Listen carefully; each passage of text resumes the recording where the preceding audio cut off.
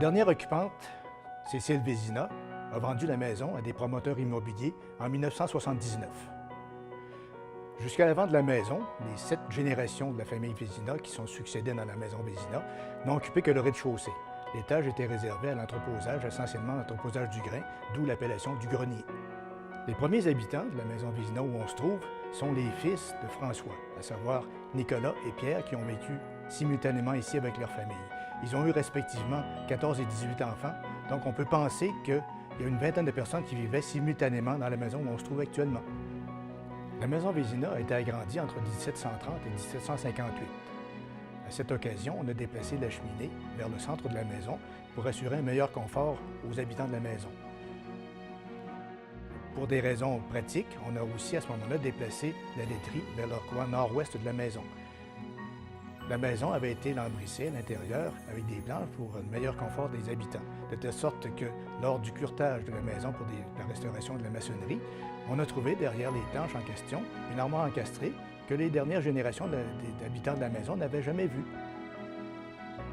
Les historiens, tout comme la tradition familiale dans la famille Vézina, rapportent que le général Wolfe a occupé cette maison à l'été 1759.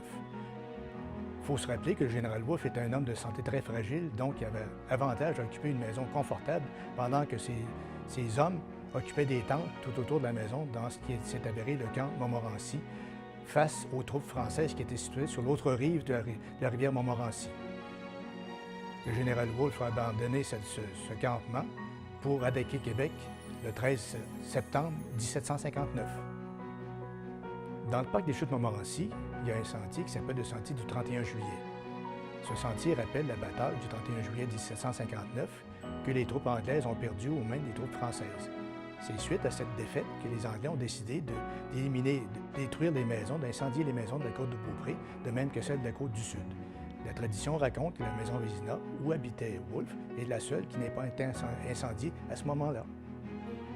La maison Vézina, telle qu'on la voit aujourd'hui, est l'aboutissement de plusieurs choix dus, par exemple, à la vocation qu'on voulait lui donner lorsque l'association l'a acquise en 2002.